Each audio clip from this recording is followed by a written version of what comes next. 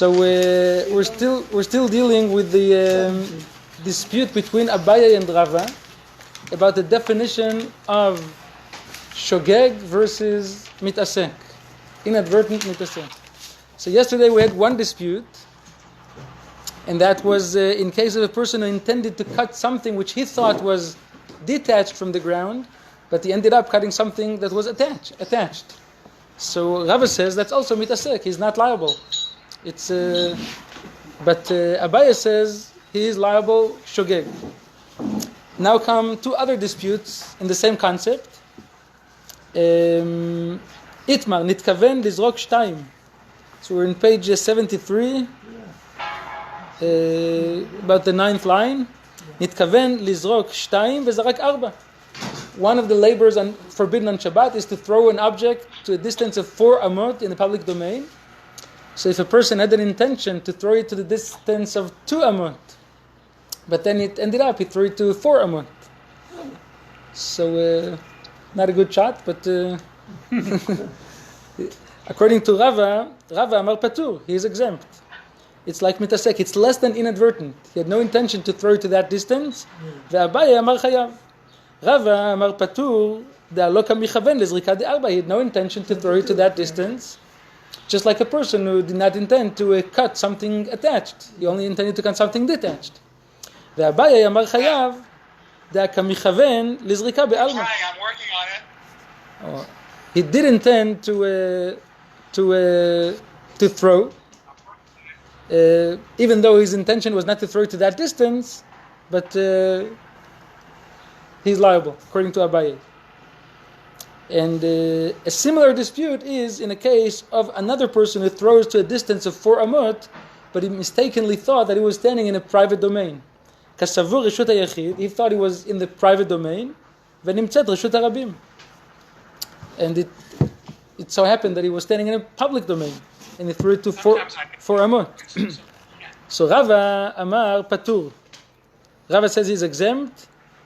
Ve'abaye Amar Chayav. Rava Amar Patur. De'aloch michaven lizrika de'isur. I had no intention to throw it in a prohibited way. He thought he was throwing it in a private domain, which is absolutely fine. Therefore, he's exempt. Ve'abaye Amar Chayav. De'akamichaven lizrika be'alma. Because he did intend to throw it, albeit in a private domain. That's what he thought. But okay, he's liable. The same principle in all 3 disputes. Exactly. So that's what the Gemara explains just now. Utzricha, why do we need all 3 disputes? We have a similar concept in all disputes. So the Iash Mein and Kamaita, in each one there's a greater novelty in Rava's opinion. That's why we need to mention all of them. Utzricha, the Iash Mein and Kamaita, if we only had the first case of the person who intended to cut something which he thought was detached, but he ended up cutting something attached. So we could have thought, there, Rava exempts him. I had no intention to do something forbidden. He thought he was doing something absolutely permissible. Aval, nitkaven lizrok shtayim vezarak arba. But in case he intended to throw it to a distance of 2 amot, but he ended up throwing it to a distance of 4 amot, the arba belot tarte lo misdar kalei. It's impossible to throw to a distance of 4 amot without the object passing 2 amot. Yeah, so 2 is included in 4. So his twos are okay though. so his intention was actually fulfilled.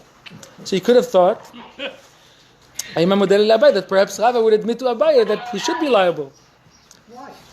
Because in the first case, his intention was not fulfilled. His intention was to cut something detached, and he ended up doing something totally different. He cut something attached.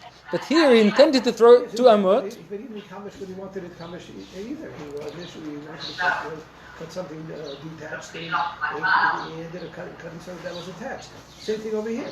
No. He ended up throwing 2 amot, and he ended up throwing 4 amot. No, but his intention was his intention was to cut something detached. That's what he thought he was doing. But he ended up cutting something attached, which is a totally different act. It's a different act that he did, not what he planned to do. But when he planned to throw it 2 amot and he threw it 4 amot, he actually did what he wanted to plus 2 more amot. Well, in this second case, the question is, does he want it to come down at 2? Yeah. Or he wants to just throw it to 2? He wanted it to come down. He wants to come down, it doesn't come down. And he didn't. Yeah, but he wanted the object to pass a distance of 2 amot. That's much okay. That's how you look at it. I mean, if I'm trying to get a basketball in 2, it doesn't help me if it goes past, when it goes in. You didn't achieve your object. Is he trying to it'll come down at 2? Yeah. Or will it pass? So here it seems like it's referring just to the distance he Just to wanted reach. the object to reach. pass. So he passed. Yeah, 2. He wanted to come down at least 2. At least 2. And he came down at least 2. It was 4, but that's still at least 2. Well, I don't know, it doesn't say that, at least It doesn't come down. No, I said that. maybe means exactly. But we have this all the time. I mean, half of Marcus's cases like this, that he takes the axe, he wants to chop down the tree and the axe flies away. He didn't intend that, so he's still shogig, so there's not really a lot of difference. You know, Shabbat is unique. Shabbat is, the thing is melechet machshevet. He has to do exactly what he planned to do. If it's a little different, he's not liable. Okay, so that's another novelty. If the Gemara would have told us this dispute in this case, we could have thought only here Rava exempts him because he had no intention to throw it to that distance of 4 amot, which is what the liability is for. In case he intended to throw it to a distance of 4 amot, only he thought he was standing in a private domain, and he was not aware of the fact that he was standing in a public domain. ונמצא רשות הרבים, דמכוון לזריקה ד4, he had an intention to throw it to 4 amot, אימה מודלה לאביי. You could have thought in this case, Rava would admit that he should be liable.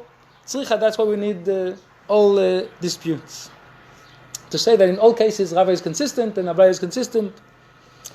Okay, now comes another question which is familiar because this question was mentioned in different forms in the past a few times. Now, the Mishnah later says, Avot melachot 40 chaser achat. There are 39 labors forbidden on Shabbat. And the question is, the famous question is, Ve'avinan ba'minyan lamali, why does the Mishnah need to mention the number? Any child can count the number of labors and get to 39, if he's able to count to that number. So, Amar Rabbi Yochanan, the number is to tell us, she'im asa'an kulam behelem echad chayav al kol achat v'echad, that there could be theoretically a case of a person who would be liable to 39 chatat offerings for desecration of 1 Shabbat.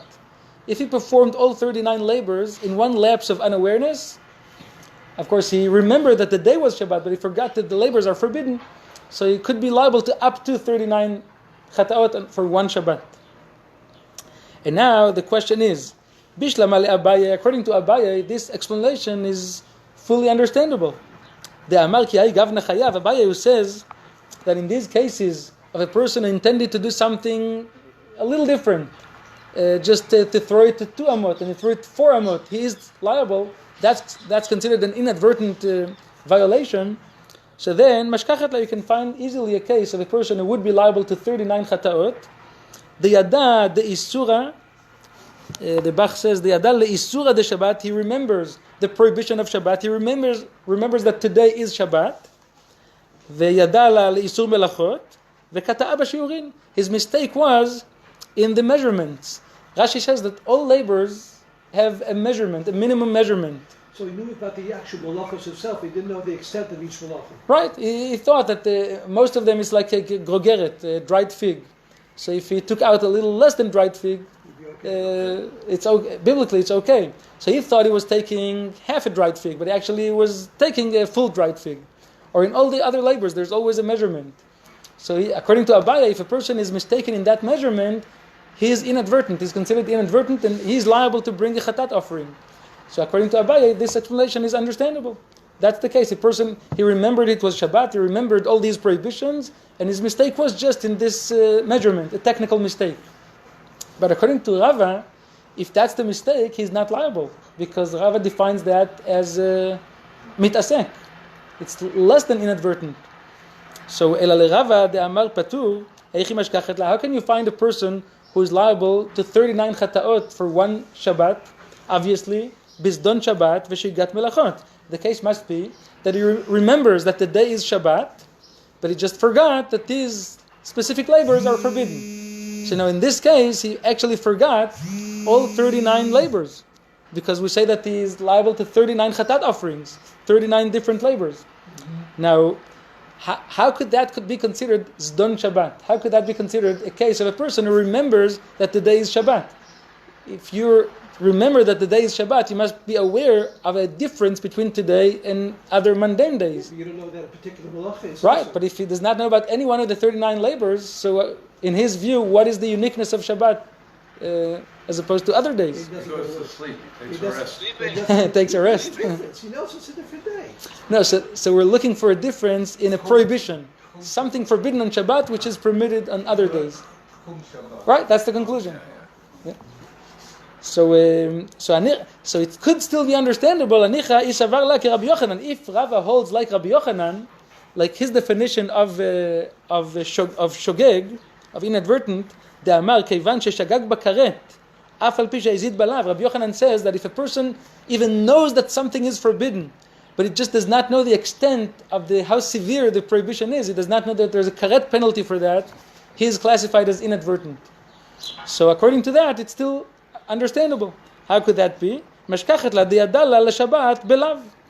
He knows that there are 39 prohibitions on Shabbat, 39 labors forbidden on Shabbat, only he does not know that one who performs one of these labors is liable to karet.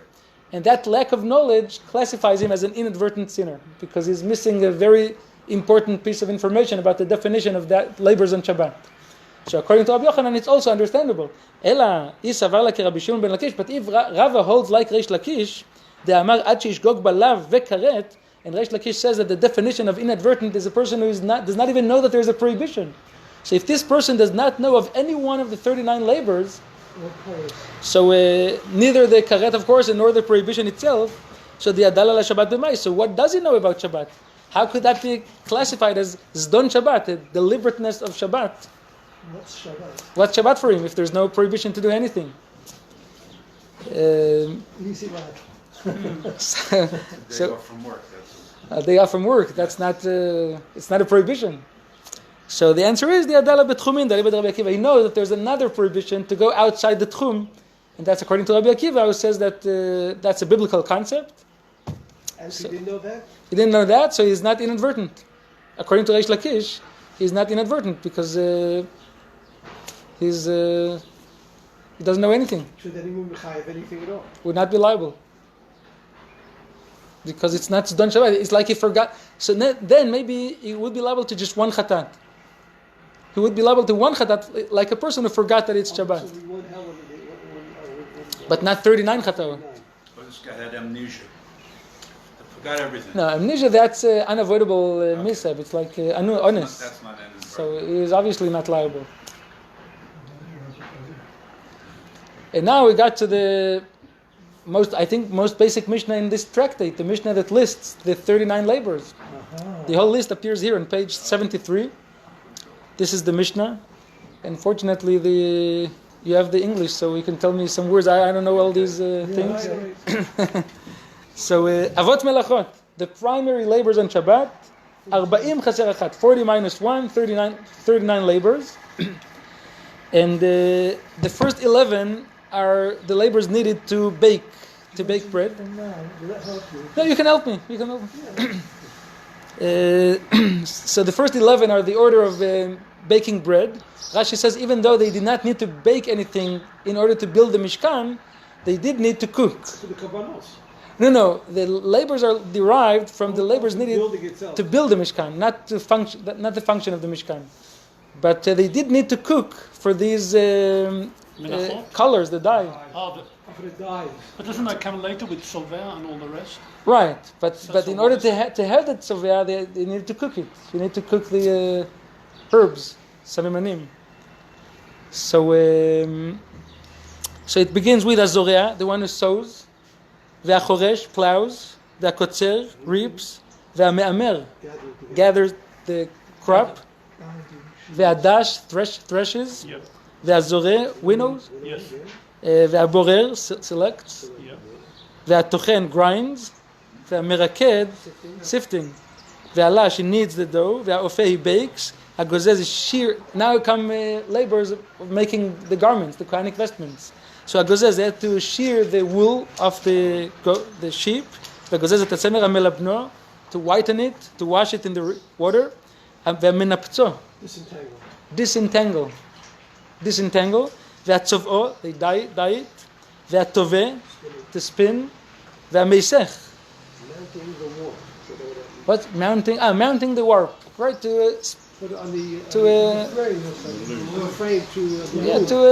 spread the.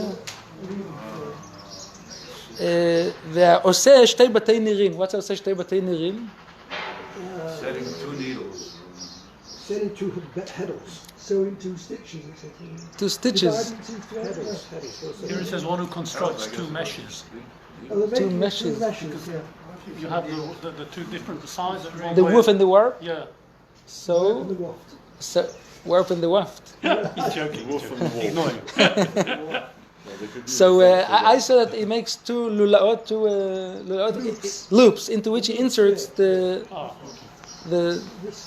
okay this chut, the thread. So the pair of threads is called a heddle. Okay, והאורג שני חוטים. The one who weaves 2 threads. והפוצע שני חוטים. Removes. Or he cuts it in order to start a new line. Okay, cuts the 2 threads. והקושר, the one who ties. והמתיר, the one who unties. והתופר שתי תפירות. He sews 2 sewings. הקורע, not לתפור, one who tears in order to sew. שתי תפירות.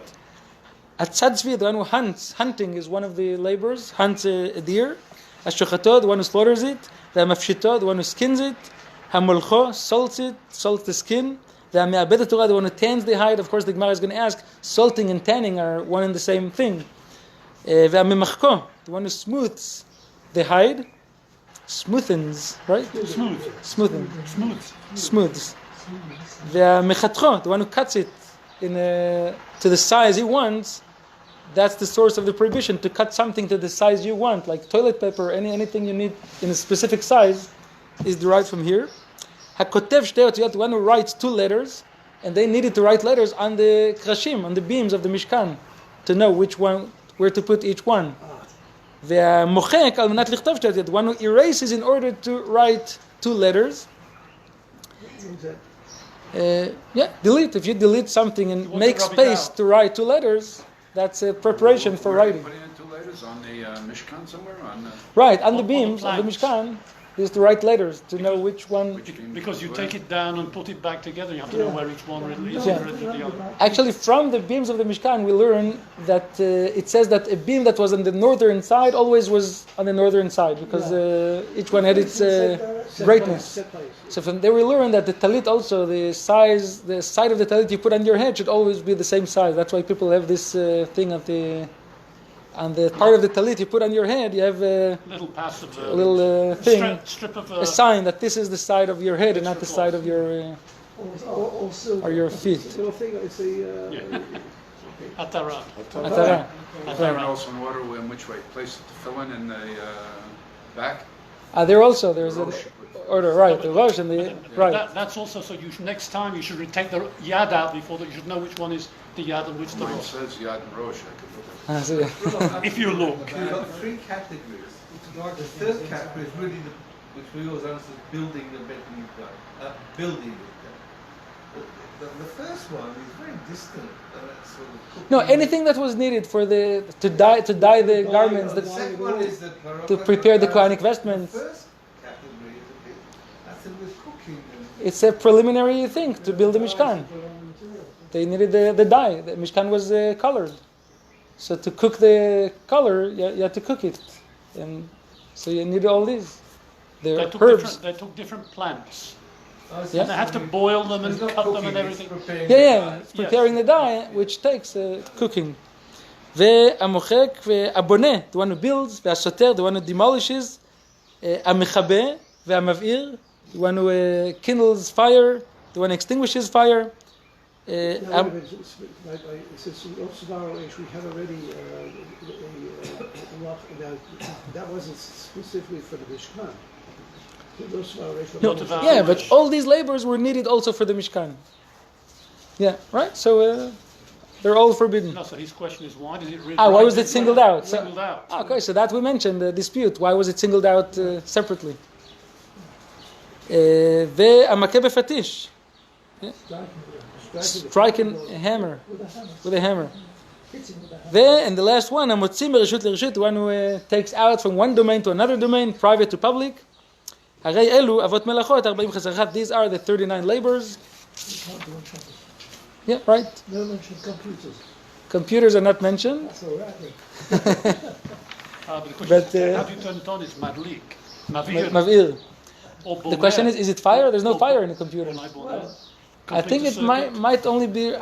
Chazon Ish says that boneh, that closing a circuit is I heard that boneh. many years ago when electricity was invented, a friend in Manchester was very funny, said there was a big discussion and they couldn't really decide the nature of Chashmal.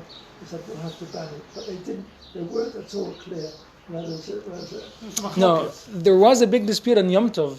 If you're permitted to light on Yom Tov, to turn on the light. Yeah, certain people did. Right, but on Shabbat, from the outset it was obviously forbidden. The question is, what's the reason? Well, that's not just saying we can't say it should be, but we're going to, because that's the safest. That if you don't do something, you don't do anything wrong. If in doubt, It might be don't. wrong, exactly. Yeah, but in those times the bulbs were, Incandescent. it was like fire. Yes. Yes, So it, How was the last one? It's interesting, They were moving from a public to a private domain with this stuff? yeah, because the wagons were private domain and the beams of the Mishkan were taken That from the... wagon's considered private now. Right. I'm sorry, from... it's interesting, the order, it says Haboneh, Hasoter, then he says it should be then Hamabir, and then Hamachaber. The order is very, very right. interesting. Yeah. Okay, maybe we'll get there. Maybe the Gemara later discusses that. I'm not sure. Is this 39 here? Well, Right, this is what 39. about Rabbi? What about Rabbi Akiva? No, there are 40 minus 1. I'm What sorry. about according to Rabbi Akiva? According to Rabbi Akiva, what's the problem? Going outside the Tchum is not a labor. But he called it a midoraita. Right, but even according to him, it's not one of the labors. It's another prohibition, which is not a labor. Are there any other biblical traditions apart from these 39? No. And whom? These are the 39, just this. No, but each one of these have a sub... ramifications. Rabbi Akiva found another one outside. No, but what... Is there anything else? No, I'm not. No, nothing else. But even that one which Rabbi Akiva holds is not it's not considered a labor. I understand that. It's a prohibition. Okay, so now the Gemara explains, Minyana Lamali, this is the famous question that was asked, I think, 3 times until now, it was mentioned. And now the 4th time, this is actually the source. Minyana Lamali, why does the Mishnah mention the number? So, Amar Rabbi Yochanan, Mish'im As'an Kulam Be'elem Echad, Chayav al Kol Achat Ve'Achat. This is to say that one could be theoretically liable to 39 Chatat offerings for one Shabbat, which he desecrated in one lapse of unawareness. If he performed all 39 labors, he's liable to all of them. So this is the actual source of that. This is the source. Azorea ve'achoresh. Now about the order of sowing and plowing, the question is, the first plow. Before they sow, they plow the field. So litne achoresh ve'adar litne zorah. Why does the Mishnah mention sowing before plowing? It doesn't seem to be the right order of things. So, so what? You don't have to plow all the time. In order to plant certain things, you don't need plowing. No, but to sow seeds, you need to plow to soften the To make earth. a furrow. Yeah, Right. I know what you're talking about. The point is there may be some soil that you find that doesn't need, we it's still need more plowing in order to have some flowing. No, but more organized by having furrows. Right. So the answer is that Tana be'Eretz Yisrael Kai. This Mishnah speaks about the nature of Eretz Yisrael. The Zarei bereisha v'adar karvei. In Eretz Yisrael, they used to plow twice. Once they plowed before sowing the seeds, but even after sowing the seeds, Rashi says because the land is so hard, so there's a need even just to cover the seeds to plow again. And the novelty of this Mishnah is it's informing us that this second plowing is also considered plowing. It's also a labor forbidden in Shabbat biblically. They're both plowing. It's just Right, but without this, we would have thought that only plowing as a preparation for sowing is plowing, but not after sowing. So this is to say that even this type of plowing is also forbidden. Tana, now the Braita says that the Mishnah only mentions the primary labors, but each primary labor has secondary labors, which are also biblically forbidden, and it all depends on the nature of the, what's the purpose of the labor. That's what matters. So Tana, Azorea, the one who sows seeds, ve'azomer. Zomer is prunes? How do you say that? Pruning, right, pruning. Pruning. Now, one who prunes the grapevine, the purpose is for it to grow better. Yes. So it's the same purpose as sowing, for something to grow. But it's very different. One is creating the original fruit and one is maintaining it. What matters is the purpose. They're both involved. It's a toladah. Toladah, right, exactly. That's a You can't have toladah. food without putting the seed in. Because pruning is going to help it, but it's not going to make the Okay, but anything that the purpose is the same purpose as sowing is secondary labor of sowing. It's part of achieving a crop. better crop, a better To let the vine grow better, so is like the same purpose as planting the vine. One who plants. Planting and sowing is the same thing. That sowing is seeds and planting is trees. Yes. It's the same purpose. Yeah. Ve'amavrich. What's a mavrich? To bend the Bend. branch. Bend. To bend the branch into back the ground. so it will grow another root. Right. So what's the term? Bending. Bend. Bend. Like bend the knee. Okay. Berech. Okay. Berech. Same word. Exactly. Okay. Ve'amarkiv. What's grafting? Okay, grafting. So all these have the same purpose, for something to grow better. So kulan melacha achat, they're all one and the same labor. I mean, the primary one is planting and sowing, but the other ones are secondary. These are told us. Toladot, right? No, ma'ika mashpalan. What's the novelty? Ma'ika mashpalan. Now, sem melachot arbe me'en melacha achat eino chayav ela achat, because the halacha is that if one performs a few labors, if they all belong to the same primary category, is only liable to one chatat. So if a person sowed and planted and pruned and bent and grafted on one Shabbat, he's only liable to one chatat. If you did one of these things by itself, He's liable. Right. Even for more than one toladah, it's still only one offering. one offering. Okay. Amar Rabbi Acha, Amar Rabbi Acha, Amar Rabbi Chia bar Ashi, Amar Rabbi Ami. Two for the price of one. Zomer chayav mishum notea. The one who prunes, right? Zomer is pruning. Yeah. So pruning is liable for planting. It's the same purpose. Ve'anotea, ve'amavrich, ve'amarkiv, the one who plants, the one who bends, the one who grafts, chayav mishum zorea, is liable for sowing. The question is, mishum zorea in mishum notea lo? Is it only sowing and not planting? I mean, these are trees, so sowing is only relevant for seeds, and now we talk about trees. Okay, ema af mishum zorea, also for sowing. Rashi says that sowing is the primary labor of seeds, and planting is the primary labor for trees. The same principle. And now comes a statement that says that since on Shabbat everything depends on the intention. What? Does that mean, if somebody bent a vine, he'd be chayiv for 2 chataot? Why for 2? According to that. Because we're saying now it's for sowing and also for planting. I know that's the same. Sowing and planting, and they're the same category. Same category, yeah. Sorry. So now Rav Kahana says that everything on Shabbat depends on the intention. So a person could have, 2 people could do the same act. One would be liable to 1 primary labor, the other one would be liable to 2 primary labors. Because one had 1 intention, the other one had 2 intentions. For example, Amar Rav Kahana, Zomer, if one prunes the vine, vetzarich la'itzim. He has 2 intentions. One is to let the vine grow better, and the second intention, he wants the wood. He wants to use the wood. So such a person who had 2 intentions is liable to 2 primary labors. Chayav shtayim. Achat mishum kotzer, 1 for like reaping, ve'achat mishum notea, 1 for planting. What do you mean for planting? He needs it for fuel. Right, but obviously his intention was to let the vine grow better. And anyone who does any act that lets the tree grow better is liable for planting or for sowing. It's a toladah, subcategory of planting or sowing. If he also needs the wood, he's liable to also reaping. Okay, Amar Rav Yosef, another. If you only cut one shear, which would be applicable for the both, would he be chayiv only a chatzi shear for each one? No. For one shiur, he's liable to two, because he had two intentions. So what is the point is, one act can actually Belong cover to a two number of categories. different- Right. And other examples for. So, but if you're not even thinking that one of these, So it all depends on your intention, you have to be aware or think of the of the purpose. Yeah, of course. That's why it's called melechet machshevet. It's a labor of intention, thought. So theoretically, if he's out throwing seed, he might throw the seed for a hook. And then, if it's public domain, so then he would be also liable for that. Yeah. It really means that somebody could, one act could have a whole string Yes. of. Gemara Could be. mentions it later on. doesn't it? Gemara says later on how many For one act. For one act. Another example for this, Amar Rav Yosef, Haiman de katal aspasta. Now, aspasta is vetch, right? They call it vetch. 60, what do they call it? Like the plant used for animal fodder. Right. Alfalfa. Alfalfa.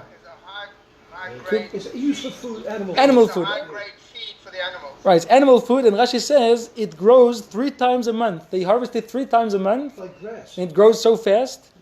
So if one cuts that, chayav shtayim is liable to 2. Achat mishum kotzer, v'achat mishum noteah. His intention is for it to grow more after he cuts it, and also to use it as animal food, and then he's liable to 2. Why isn't the act of cutting zomer, pruning? No, pruning is part of sowing, because the purpose is for it to grow better. Yeah. So that's what matters. What's the purpose of the act? So the purpose is to let the tree, the vine, grow better. So that's like belongs to the category of planting. But you're saying something has to make the pasta grow better as well, grow faster. As pasta also, right? So why wouldn't that be considered mezamer? Yeah, no. Zomer is a tolada, the I primary. understand, but that's my question. Why isn't cutting the grass so that more will grow like zomer? Exactly, it is. So It is. It's a tolada. No, zomer. Right. No, here. No, so here what it says is zomer is a subcategory of of zoria, notea. So that's the same principle. Ve'amar Abaye, Hayman de kaniv silka, one who cuts beets, right? Tladin is beets. Yes. He cuts it from, it's attached to the ground, he cuts it and it lets it grow better, and he also needs it. Chayav shtayim is also liable to 2. Achat mishum kotzer, v'achat mishum zoria, the same principle. Okay, ve'achoresh. He requires intention for both. Is what? Does he require intention for both? Right, of course. If he does not have the intention for both, he's only liable for one, for planting. So he's simply collecting them, he simply wants to eat them. If he wants to eat them, so then he's liable to 2 because he wants to use it. So he's also liable for harvesting, and obviously he's liable for planting because that's an unavoidable thing. It's So like secretion. Secretion, right. You don't want it to grow. right. Even if he has no intention for it to grow better, since it unavoidably grows better, so it's davar she'eno mitkaven, psik reisha, so even Rabbi Shimon would agree that he should be liable for that. Ve'achoresh, okay, now come the subcategories, secondary labors of plowing. Tana, achoresh, the one who plows, ve'achofer, one who digs, ve'achoretz, make a furrow. Kulan melacha achat, and they're all one and the same labor, plowing. However, this depends if you do it in the field or in the floor of your house. In those times, the floor was not tiled. So in the house, it's not called plowing because nobody plows in the house. It's called building. No, it's part of building. So that's what it says now. Amar Rav Sheshet, Aitalo gav shushit, if one had in his house, depends where. What's gav shushit? Like a small Rashi says mound. tel katan. Tel katan. Small mound. So no, I was asking what's it in English. Small mound. Small mound. So netala, and he leveled it, even made it even. Yeah. So depends if flattened it. Depends if he did it in the house or in the field. Babayit chayav mishum boneh. If it's in the house, he's liable for building. Basadeh chayav mishum choresh. In the field, he's liable for plowing. And similarly, Amar Rava italo guma. If he had a small pit, a hole utmama, and he filled the hole. So also it depends where it was located, if it was in the house or in the field. Babayit chayav mishum boneh. If it was in the house, he's liable for building. Basada in the field, chayav mishum choresh, for plowing. What if he established a little part of his house to grow a garden in there? I think we're talking about the floor in the house. Okay, if it's a garden, so you might be liable for plowing, but it's not so common. So you speak about the common thing. I think we're talking the floor in the house because in those days they had dirt floors. Right. And he wants the salon floor to be flat, that's all. He's got Okay, Amar Rabbi Abba, HaChofer Guma b'Shabbat, one who digs a small hole, a small pit on Shabbat, ve'eino tzarich ela le'afra, if he only does it for the sake of, because he needs the dirt, so then in that case, patur aleh, he is not liable. He needs the dirt, not the pit. Right. If he wants to build something, if he wants the hole to if he needs the hole, so then he's liable for either Why would he plowing. need the dirt on Shabbat? I mean, Why would he need the dirt? yeah, I mean, To cover some couldn't excrement or something, yeah? he be liable for building if he's making a hole? Oh, right. If he needs the hole, he's liable for building. But here he speaks about a person who does not need the hole, he only needs the dirt. So in that case, he's exempt. He's not liable at all because... Irrespective of the depth. Right, irrespective of the depth. You could do it for both, technically. He could need the dirt and also to put a... Oh, so if he needs both, he's liable for building or for plowing. Because if he needs the hole... No, but if he only needs the dirt, he's not liable. Why? ואפילו לרבי יהודה, דאמר מלאכה שאינה צריכה לגופה חייב עליה. Even Rabbi Yehuda, who says later that if one performs a labor not for its original purpose, one is not liable for that. We could have expected that, according to Rabbi Yehuda, would be liable for. In this case, says no. Hane mile metaken. He's only liable in case he's improving something. Aval hay mekalkelu. This one is just. Just needs the dirt. No, doing this pit or this hole is not improving. It's the opposite. It's destroying. It's ruining something. Yeah. So for that, even Rabbi Yehuda would exempt him. Ve'akotzer. Now another labor ve'akotzer. Tana akotzer habotzer. Should we start the Zoom? The Zoom. Yeah, let's start the Zoom again because it's 40 minutes. So it was.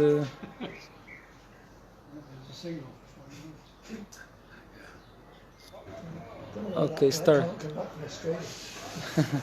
One is in Australia, and the rest I think are in Israel. I think one is in Male Adumim. Don't know. someone you know? Yeah, Harry Gluck. He didn't used to come here. Oh, Harry Gluck. He came to the Great Synagogue, I think. Yeah, yeah. No, His late brother was very famous. 9 o'clock in the evening? 8, 9? Johnny. Where? Tomorrow? First in England and then in London and Manchester, London. And then he went to South Africa when he died very young. He's 30. Johnny Gluck. He made a number of, he's recorded records. He's very good. He was in my school in Manchester when he was about 18 or 19. Then he moved to London, but I don't know which one. Okay, so now the next labor, ve'akotzer, the one who reaps. So akotzer, it says Tana, the Bible says akotzer ve'abotzer. Botzer is the one who picks the grapes. Ve'agoder or agoded. Goded is the one who picks the dates. It's almost 7 hours difference. Yeah, different. Yeah, in Hebrew there's a different term for picking different type of fruit. It maybe depends on the angle you do it or the act. Yeah. So each type of fruit has a different term. So, but ve'agoder tmarim ve'amasik. Masik is olives. You pick olives. Ve'oreh is figs. If you pick figs, kulan melacha achat, and they're all one and the same labor. Yeah. All these are toladot, the secondary labors of kotzer, of reaping, harvesting. Okay, Amar Rav Papa, Hayman deshada pisa ledikla. If somebody threw a clog of earth at a tree, a date palm tree, ve'atar tamre, and he caused the dates to fall off the tree, that person is liable to two. Chayav shtayim. Achat mishum telesh, one for detaching the dates from the tree, obviously. Ve'achat mishum mefarek. What was this intention? His intent was to cause the cluster of dates to fall. Oh, that's what he wanted. He didn't just So like picking dates. Okay, this was So reaping. So he's liable for that, and also the achat mishum mefarek. What's mefarek? Extracting. Extracting. Taking the externals off. So what is it? What is extracting from what? So Rashi says he's like extracting the tree from its load. the load off the tree. But Tosfot don't accept this. The Tosfot say that there's dates have a similar, some like shell, an outer shell, and he extracts the dates from like threshing. He extracts the dates from the shell, from the outer shell. Yeah. That's how Tosfot explained this. Dates have a shell. Not a shell. An outer shell. A hard outer skin. When it's on the tree. And That's- But you're not separating. He's not separating that here, is he? That's how Tosfot explained this. That's, and then putting them in baskets. How's he doing that? If it's on the tree, how's he extracting it from the shell? Apparently it has a no, but by simply throwing the clog of earth and causing the cluster of dates to fall, so it's extracted from its outer shell, which apparently remains on the tree. I'm not such an expert in dates, so I'm not sure. I don't see it. Okay. That's my friend of Tirat Tzvi, they have many palm trees. It's a toilet of threshing because you take Right. you It's like separate the hard outer the thing, shell from the from the. So I cut dates on for my palm trees. You could take the dates and you just eat them. And there's no outer shell. There should be.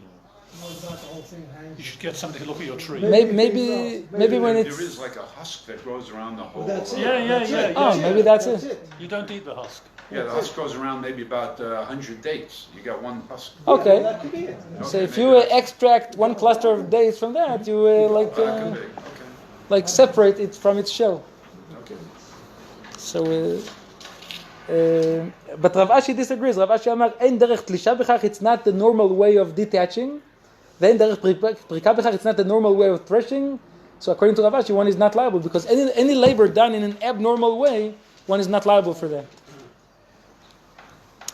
Okay, ve'amer, the one who gathers the crop, is liable. So Rava thought that this labor applies even to things that do not grow from the ground, like salt. Amar Rava, ayman dechanif milcha mimilcheta. If one gathers salt from the place where salt is Salt ditches. ditches, But they usually it's a salt mine. salt mine. Yeah. So if he gathers the salt, says Rava, he's liable. Chayav mishum me'amer for gathering. But halacha does not follow that because Abaye amar ein imur ela begidulei karka. This labor of gathering only applies to things that grow from the ground and not to salt, which does not grow. Okay, and then ve'adash, one who threshes, tana adash ve'amenapetz. What's menapetz? Beating.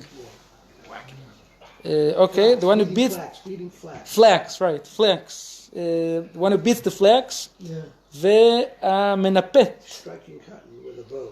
Cotton. Right, so cotton also is like separates the The fibers. Seeds from the seeds, the husk. Kulan melacha achat, and they're all one in the same labor, the same. These are the toladot, the secondary labors of adash. And then the Mishnah mentions three labors that appear to be exactly the same. Hazoreh, the one who winnows. Haborer, the one who selects. Ve'atochen ve'meraked. Okay, the question is, Hainu zoreh, Hainu borer, Hainu meraked. The one who winnows and the one who selects and the one who sifts is doing essentially the same thing. Is separating the bad from the good or the good from the bad. So why does the Mishnah mention them in three different labors? Because it's three different. Each one gets more and more refined as you're doing. And initially, you're getting just separating the chaff, and then you're getting something. You're getting. Okay, so it's a different stage, a different level. Stages, it's different process. stages. Maybe different level of sifting, of selecting, but the principle is the same principle. To get to the product you You want. separate the good from the bad. So why we got the idea? So why do we need the three details of the same thing?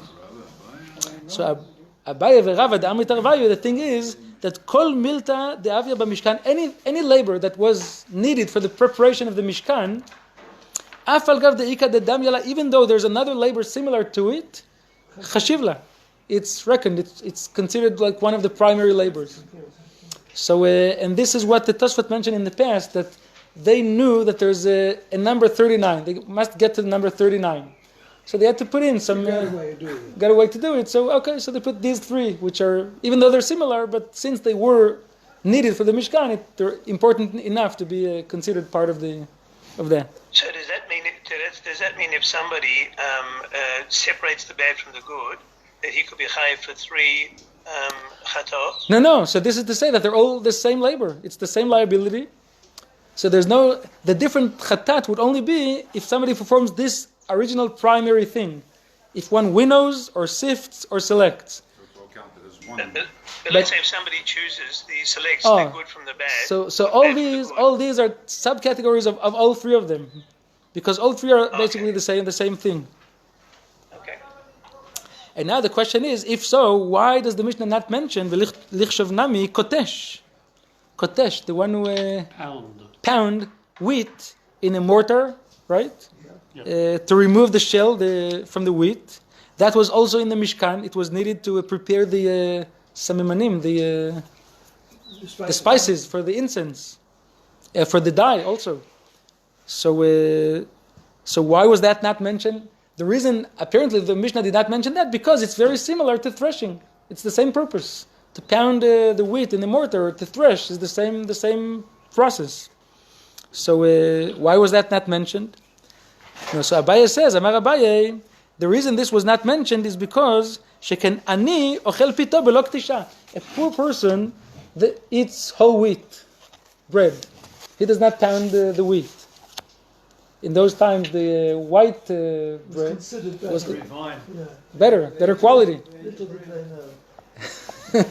Maybe they knew better than us. Who knows? Yeah. So even though it was needed, it was performed for the preparation of the Mishkan, this labor of pounding the wheat, and it's indeed a primary labor. Rashi says, the Mishnah does not mention it because it's not essential. Even you see that poor people do not do it. Okay, that's Abaye's answer. Rava tried and the Nima was used for the Mishkan. Right, it was. But it was not mentioned here because, the sages could decide which one to put in. So they decided not to put this one because not all people even do it. But it's indeed a primary labor. Rashi says it's a av melacha. Rava tries another answer, but then he's rejected. Rava Amar, Hamani, Rebbe, he says that this Paita follows Rebbe. The Amar, Avot Melachot, 40 chaser achat, that the number of labors is limited to 39. Vehi chashiv kotesh, if he would have mentioned this labor of pounding, that would be extra labor. Which came first, the idea of 39, or we saw how many malachas there were? Oh, so that's the question. And Rava says that according to Rebbe, he had a tradition that there must be only 39 primary labors. There are more labors that one could be liable for, but all the others are subcategories. It's a tradition. It's not al Moshe Sinai. It's sounds like feather on the roof. An oral tradition. Earlier on, you asked the question, why they mention 39? Any child could just count. Now he says not all that easy to get to that number. Because some discussion, they put this extra one in. Yeah. So that's a contradiction. Yeah, but it seems like they have a tradition that it must be 39, and you have to figure out how to. So let's say that any child can count. No, that was the question on the Mishnah, because the Mishnah gives a list of 39 labors, so you can count in the Mishnah. Yeah, the question was on the Mishnah.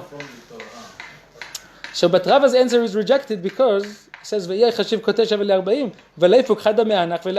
so if you're concerned about that, instead of mentioning 3 labors that are actually the same concept, winnowing, sifting, and selecting, take out one of them, you have 2 of those and 2 of those. So, that's why Abaye's answer is more clear, and that explains it. Okay, we have how many? 3 more pages to this chapter. Okay, then I'll have the English, so it'll be easier. Nice to be back in person. Oh, welcome. What's the next Gemara after Eruvin. No, but there's time still. This is only one volume, there's another volume of Shabbat. You're only about halfway through Shabbat. What do you get? 2 more volumes in there. Whole summer. Yeah.